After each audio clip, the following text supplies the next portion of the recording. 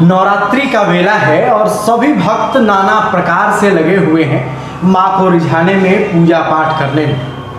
अब ऐसे में पूजन की विधि क्या हो, सभी भक्तों के मन में ये होता है। श्रद्धा तो बहुत है, भक्ति भी बहुत है, लेकिन सबसे बड़ा प्रश्न ये है कि किस तरह से, किस विधि से पूजा की जाए कि माँ प्रसन्न हो और सभी मनोकामनाएं पूर्ण हो जाए।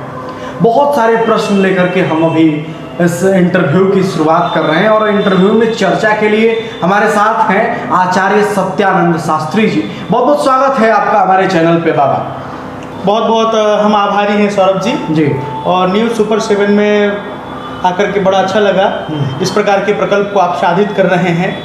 हमारी संस्कृति और सभ्यता के प्रति उन्मुख होकर के इस प्रकार के इंटरव्यू लेकर के जनमानस को बताने का आप कार्य कर रहे हैं। तो रही बात ये कि नवरात्रि में देवी को कैसे रिझाएं हम, जी, उनकी अर्चना कैसे करें, उनकी अभ्यर्थना कैसे करें, उनकी वंदना कैसे करें। देखिए, सबसे बड़ी बात तो ये है कि माँ तो ममतामयी होती है, वात्सल्यमयी होती है। बिल्कुल। कहा गया है जिसकी दुआओं में, जिसकी कृपा में ना भी हाँ होती है वो कोई और नहीं माँ होती है। बिल्कुल। अब बात ये करते हैं कि एक आता है अभ्यर्थना के दौरान एक कुंजिका स्रोत आता है।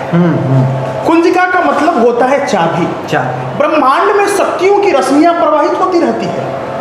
आज व्यक्ति के पास समय नहीं होता है कि हम पाठ करें या फिर और कुछ करें, तो उसके लिए कुंजिका स्रोत का पाठ करना चाहिए। कुंजिका स्रोत एक ऐसी चाबी है कि शक्तियों की रश्मियों को वो खोल देती है।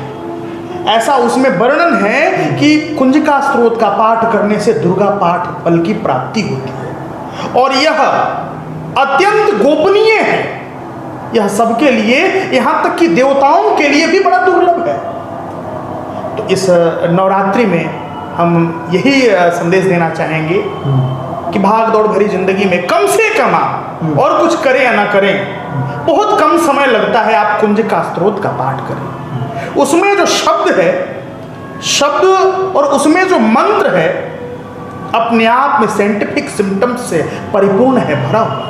बिल्कुल उसमें हाँ जी, आपने बहुत बड़ी बात कही कि माँ तो ममतामयी होती है। श्लोक का उसी कुंजिका में भी एक है कि कुपुत्रो जाए तो क्वचिदपि कुमाता न भवति। बेटा कुपुत्र हो जाए लेकिन माता कुमाता नहीं होती है। अभी आचार्य जी ने आपको कुंजिका के बारे में बताया कि अभी कई सारी ऐसी कुंजियों पर हम चर्चाएं करेंगे कि किस तरह से भाग्य खोला जा सकता है।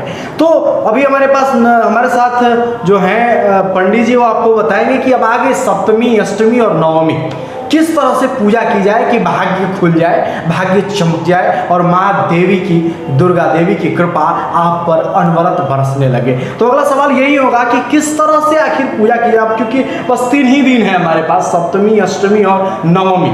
किस तरह से इन तीनों दिन का मतलब कि जो है पूरा लाभ उठाया जाए। सबसे पहले तो मैं बता दूं कि सप्तमी तिथि जो है जी माँ कालरात्रि को समर्पित है। कहा गया है एक वेणी जपा करण पूरा, लंबोष्टि कर्णिका करणी तैलाभ्यक्त शरीर ने। जिनका स्वरूप भले ही भयानक है परंतु वह भक्तों को सदैव सुख प्रदान करती हैं, अभय वरदान देती हैं। उसके बाद फिर आता है अष्टमी तिथि सिद्धिदात्री का, उसके बाद फिर नवमी महागौरी का। वास्तव में प्रत्येक व्यक्ति के शरीर में सप्त चक्र होता है। इसके साइंटिफिक सिम्टम्स को यदि समझा जाए तो प्रत्येक मनुष्य के शरीर में सप्त चक्र होता है। आपने कहा कि कैसे लाभ प्राप्त हो, उनकी विधि क्या है, शक्तियों के अर्जन करने का ये जो दिवस चल रहा है, कैसे ऊर्जाएं प्राप्त करें, कैसे शक्तियां अपने आप अंदर हम एक्सेप्ट करें, उसको स्वीकार करें, कैसे माँ की कृपा के पात्र बने। उसमें क्या है कि प्रत्येक व्यक्ति के शरीर में 7 चक्र होता है और दुर्गा पूजा के 7वें दिन साधक का जो मन होता है 7वें चक्र में उपस्थित होता है, जहां पर पहुंचने के बाद व्यक्ति परमानंद की अनुभूति प्रदान होती है। उसके बाद आता है सिद्धिदात्री। जब व्यक्ति 7 चक्र की साधना कर लेता है तो उसके बाद फिर सिद्धि प्राप्त हो जाती है, और वो सिद्धि भी माँ के स्वरूप में। उसके बाद तो फिर महागौरी की कृपा कैसे नहीं। इसके लिए क्या है, मैंने अभी कुछ ही देर पहले बताया कुंजिका स्तोत्र, उसमें बीज मंत्र है। जो भी आपको अभिष्ट उद्देश्य की, जिस अभिष्ट उद्देश्य की प्राप्ति आपको करनी है, उसमें विभिन्न प्रकार के विभिन्न अभिष्ट उद्देश्यों के लिए अलग अलग बीज मंत्र है। जैसे अम कम चम टम तम पम यम लम वम रम। तो अब आपका अभिष्ट उद्देश्य क्या है, किस कामना हेतु आप क्या करना चाहते हैं, आप उसमें से बीज मंत्र किसी योग्य आचार्य से चयन करवा करके और उनके सानिध्य में आप उसका जप करें, और उसके बाद फिर आप उसके चमत्कार को देखिए। देखिए, शब्द में बड़ी सामर्थ्य होता है। मंत्र का कोई निर्माता नहीं होता है, मंत्र को कोई लिखता नहीं है, मंत्र को कोई बनाता नहीं है। ऋषि मुनि जो होते हैं वो मंत्र को देखते हैं। ऋषयः मंत्र दृष्टारः अपितु न कर्तारः। ऋषि मंत्र के दृष्टा है, मंत्र के कर्ता नहीं है। और ऋषियों के देखे हुए मंत्र जो हैं, अब साधारण सा एक बात सोचिए, एक प्लास्टिक का टुकड़ा रिमोट जिससे टीवी का चैनल बदल जाता है, एक साधारण व्यक्ति के द्वारा काम करने वाले, जो कंपनियों में काम करने वाले जो मजदूर होते हैं, उनके द्वारा बनाया हुआ रिमोट प्लास्टिक का टुकड़ा जिससे टीवी का चैनल बदल जाता है, तो ऋषि मुनि के खोजे हुए मंत्र से व्यक्ति का जीवन कैसे नहीं बदल सकता है? बिल्कुल बदल सकता है। तो अब आपकी कामना क्या है जी, आपका अभिष्ट उद्देश्य क्या है, उसके आधार पर योग्य आचार्य से आप मंत्र का चयन करें और उसके बाद फिर आप जप करें। बिल्कुल। तो कुंजिका स्तोत्र एक निकल के सामने आ रहा है। आचार्य जी का कहना है कि यदि आप व्यस्त जिंदगी में हैं, सभी व्यस्त हैं, सबको अपने अपना काम है, लेकिन इसी में माँ की कृपा भी पानी है, तो उसके लिए सबसे अच्छा उपाय आचार्य जी के द्वारा बताया गया कि कुंजिका स्तोत्र का आप पाठ कर सकते हैं।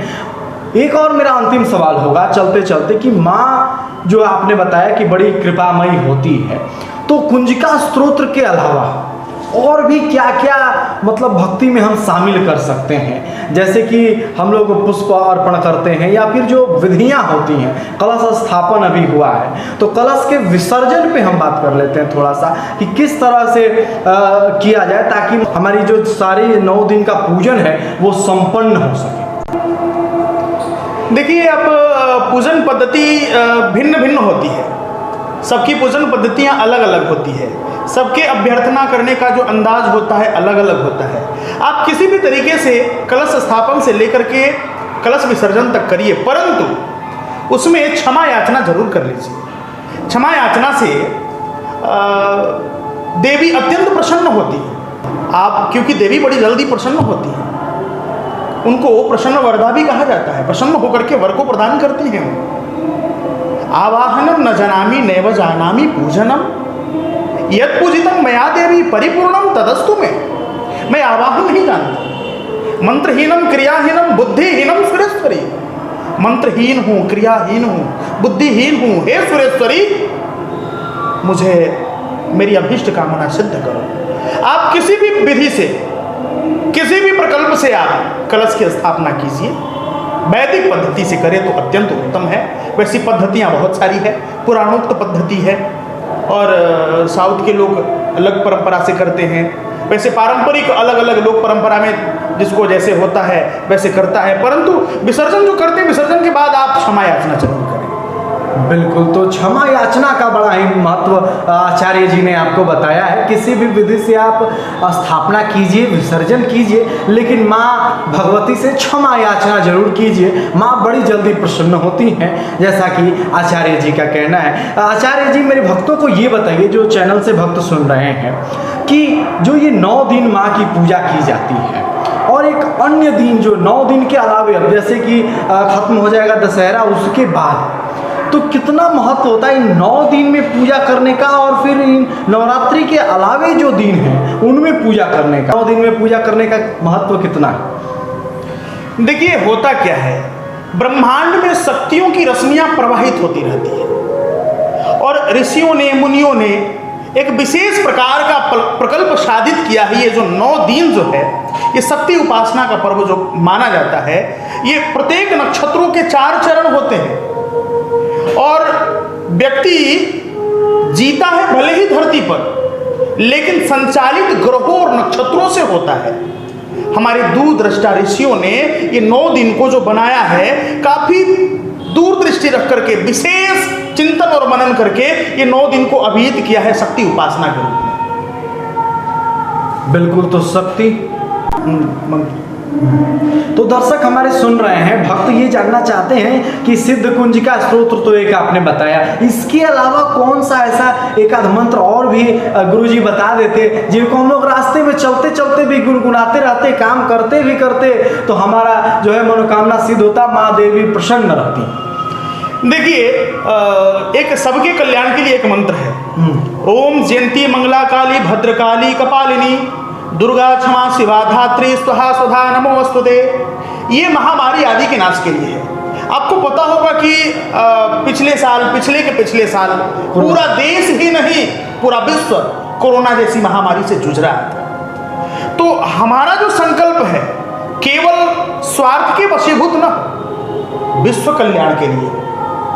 हमारे शास्त्रों में एक वर्णन है, वसुधैव कुटुंबकम। इस वसुधा पर जितने भी रहने वाले लोग हैं, सब अपने ही परिवार हैं और सबके कल्याण के लिए, महामारी नाश के लिए ये इस मंत्र का पाठ कर सकते हैं। इसमें एक नाम दुर्गा का भी आया है। दुर्गा शब्द नाम जो है, इसका अर्थ, इसका तात्पर्य यह है कि जो दुर्गति का नाश करे, जो दुर्गति का शमन करे, वो दुर्गा है। तो ओम जयंती मंगला काली भद्रकाली कपालिनी दुर्गा क्षमा शिवा धात्री स्वाहा स्वधा नमोस्तुते।